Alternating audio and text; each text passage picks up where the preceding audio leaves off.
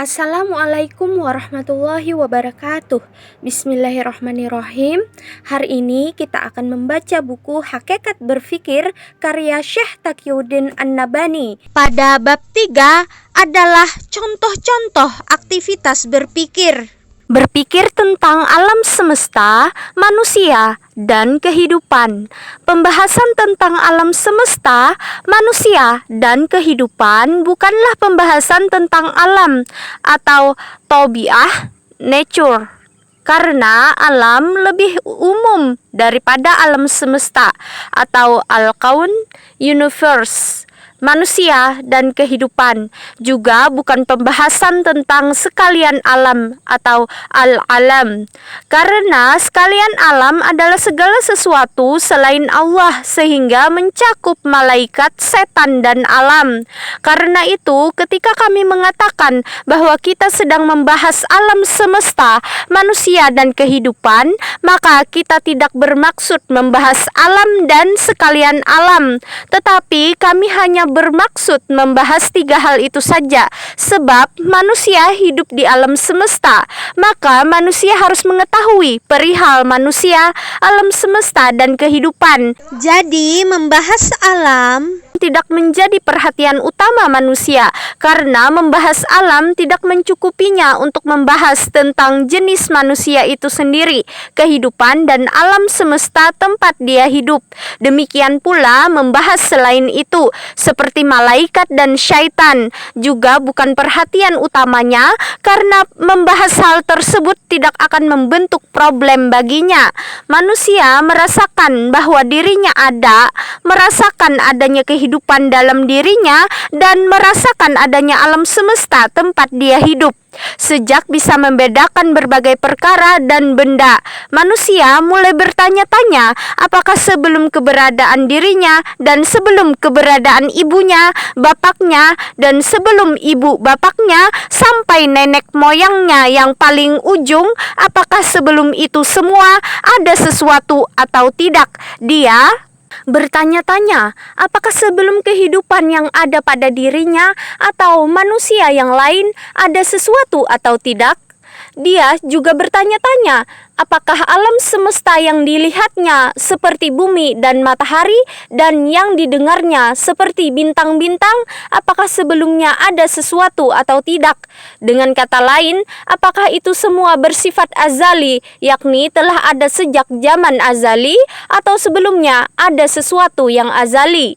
Kemudian manusia pun senantiasa bertanya-tanya tentang ketiga hal tadi, apakah setelahnya ada sesuatu atau tidak? Apakah ketiga hal tersebut bersifat abadi yang akan tetap seperti itu dan tidak akan lenyap, ataukah tidak abadi? Pertanyaan-pertanyaan tersebut seringkali datang pada benak manusia. Apabila umur manusia makin bertambah, pertanyaan tersebut akan semakin bertambah. Terbentuklah pada dirinya sebuah problem besar atau al-uqdah al-kubra, great problem, yang pemecahannya selalu dia usahakan.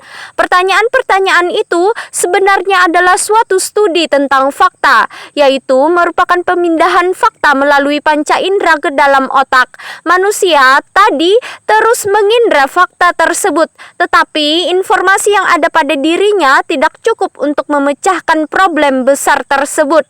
Ketika dia makin dewasa, maka informasinya pun semakin bertambah. Dia berulang kali berusaha menafsirkan fakta tersebut dengan perantaraan informasi yang ada pada dirinya. Jika dia mampu menafsirkannya dengan penafsiran yang pasti, maka pertanyaan-pertanyaan tersebut tidak muncul lagi, karena pada saat itu dia telah memecahkan problem besar tersebut.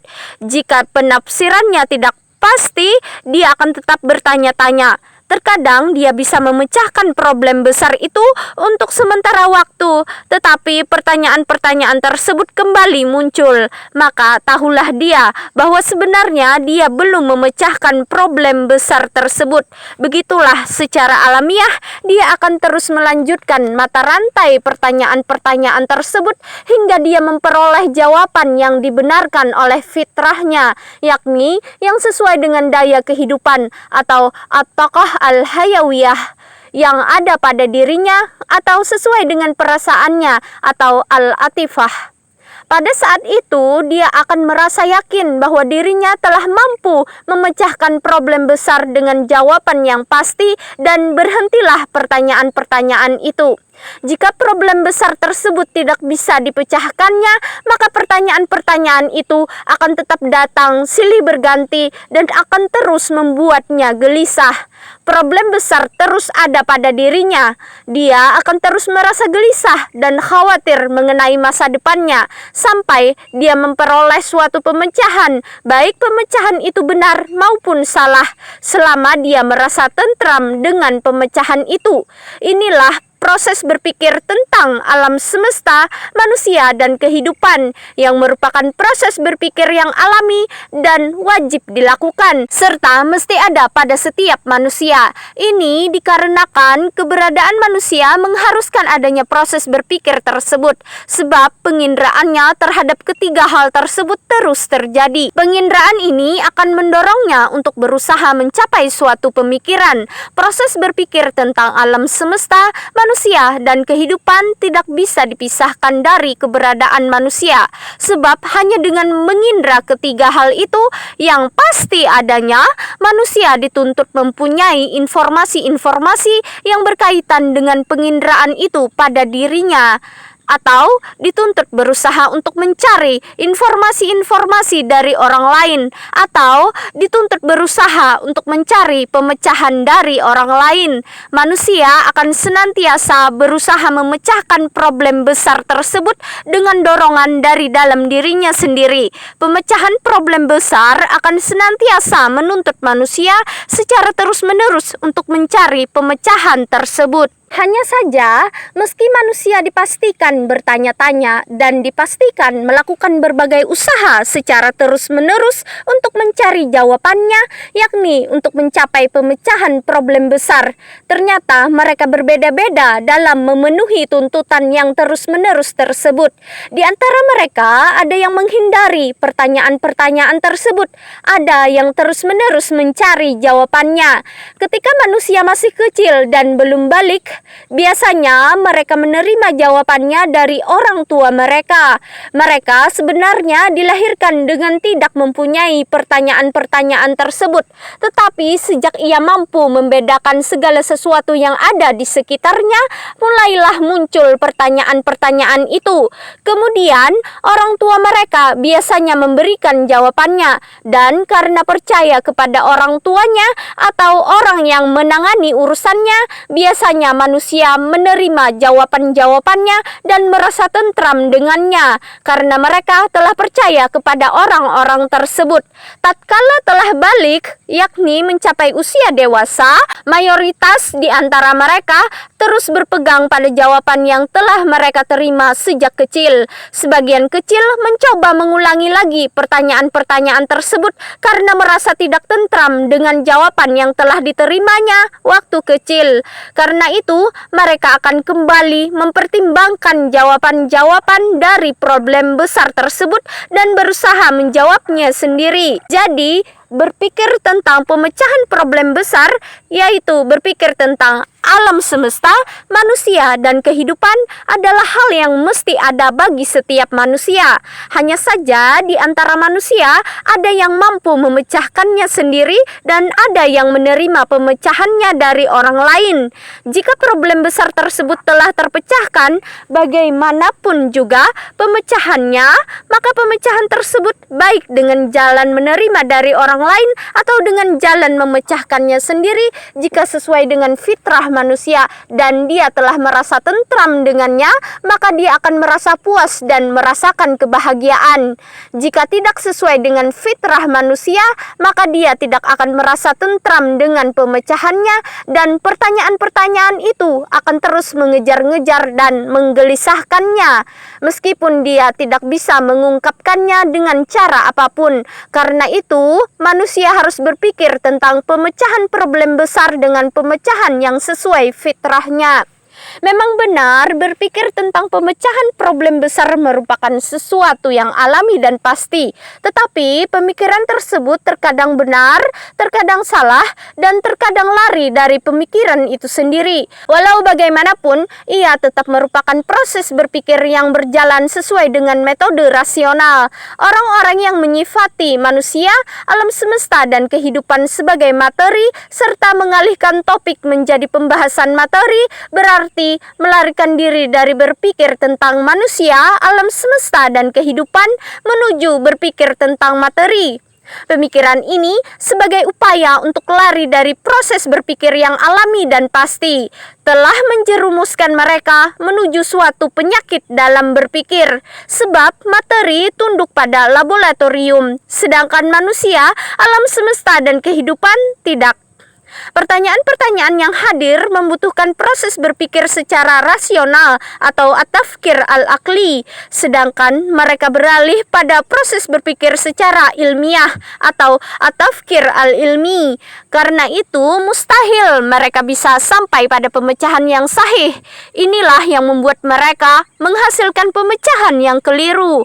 Mereka memang mampu memecahkan problem besar, tetapi dengan pemecahan yang salah dan tidak sesuai dengan fitrah manusia.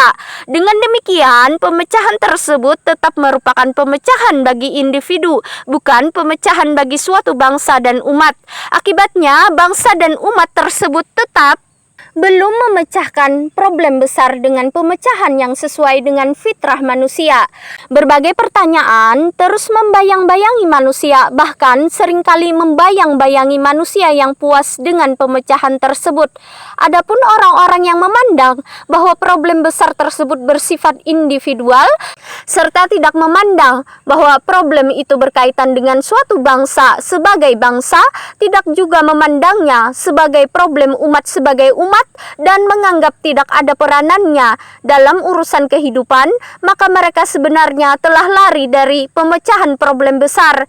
Mereka tak mempedulikan keadaan individu, bangsa, dan umat. Karena itu, problem besar tersebut terus saja mengejar-ngejar individu, bangsa, dan umat, dan senantiasa menggelisahkan individu-individu dan kelompok-kelompok. Semuanya hidup dalam ketentraman semu terhadap pemecahan problem besar, karena pada hakikatnya problem besar tersebut tetap dibiarkan tanpa pemecahan. Keresahan jiwa dan fitrah terus mendominasi individu, bangsa, dan umat. Sesungguhnya dalam pemecahan problem besar terdapat dua aspek. Pertama, aspek akal, yaitu aspek yang berkaitan dengan proses berpikir yang sedang berlangsung. Kedua, aspek yang berkaitan dengan daya kehidupan yang ada pada manusia, yaitu berkaitan dengan sesuatu yang menuntut pemuasan. Jadi, proses berpikir yang ada haruslah bisa sampai pada pemuasan daya kehidupan tersebut. Sedangkan pemuasan daya kehidupan dengan pemikiran haruslah diperoleh melalui proses berpikir, yaitu harus diperoleh melalui proses pemindahan fakta ke dalam otak melalui panca indera. Apabila pemuasan tersebut diperoleh melalui fantasi dan asumsi atau tidak melalui sesuatu yang bisa diindra, maka ketentraman pasti tidak akan terwujud.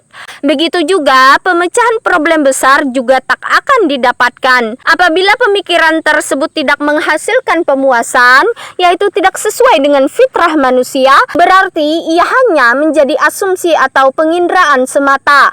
Hal ini tidak akan menghasilkan pemecahan yang menenteramkan jiwa dan tak akan mewujudkan pemuasan daya kehidupan. Agar pemecahan tersebut merupakan pemecahan yang benar bagi problem besar yang ada, ia harus merupakan hasil proses berpikir dengan metode rasional, harus memuaskan daya kehidupan, dan juga harus bersifat pasti. Dalam arti tidak meninggalkan peluang untuk kembali munculnya pertanyaan-pertanyaan. Dengan demikian, barulah akan diperoleh pemecahan yang benar dan ketentraman yang permanen terhadap pemecahan tersebut. Karena itu, berpikir tentang manusia, alam semesta, dan kehidupan termasuk jenis berpikir yang paling penting, yaitu berpikir tentang pemecahan problem besar dengan pemecahan yang sesuai dengan fitrah, atau yakni bisa mewujudkan pemuasan daya kehidupan, dan dengan pemecahan yang bersifat pasti yang akan menghalangi munculnya kembali pertanyaan-pertanyaan tersebut. Memang benar bahwa usaha yang muncul dari daya kehidupan untuk memuaskan sesuatu yang menuntut pemuasan terkadang bisa menunjukkan jawaban terhadap problem besar. Sebab perasaan lemah dan membutuhkan suatu kekuatan yang akan menolongnya akan menimbulkan pemecahan problem besar tersebut dan akan memberikan jawaban terhadap pertanyaan-pertanyaan. Hanya saja cara seperti itu adalah cara yang tidak aman akibatnya, juga tidak bisa menghasilkan pengokohan atau akidah bila dibiarkan sendiri. Sebab naluri beragama terkadang bisa memunculkan fantasi dan asumsi di dalam otak yang tidak berhubungan dengan kebenaran sedikit pun. Fantasi dan asumsi tersebut meskipun bisa memuaskan daya kehidupan, tetapi bisa menimbulkan pemuasan yang menyimpang seperti penyembahan patung, atau bisa menimbulkan pemuasan yang salah seperti pensakralan para wali. Karena itu, daya kehidupan tidak bisa dibiarkan sendiri untuk memecahkan problem besar dan menjawab pertanyaan-pertanyaan. Yang harus dilakukan ialah menjalankan proses berpikir tentang manusia, alam semesta, dan kehidupan untuk bisa menjawab pertanyaan-pertanyaan. Hanya saja jawaban tersebut haruslah sesuai dengan fitrah. Artinya jawaban itu harus dapat memuaskan daya kehidupan dan harus bersifat pasti yang tidak dimasuki suatu keraguan. Jika pemecahan tersebut telah diperoleh melalui proses berpikir yang sesuai dengan fitrah, berarti saat itu telah terdapat pemecahan yang memenuhi akal dengan kepuasan dan memenuhi hati dengan ketentraman. Demikian pembacaan buku Hakikat Berfikir karya Syekh Taqiyuddin An-Nabhani pada hari ini. Kita lanjutkan pada hari berikutnya. Semoga bermanfaat. Wassalamualaikum warahmatullahi wabarakatuh.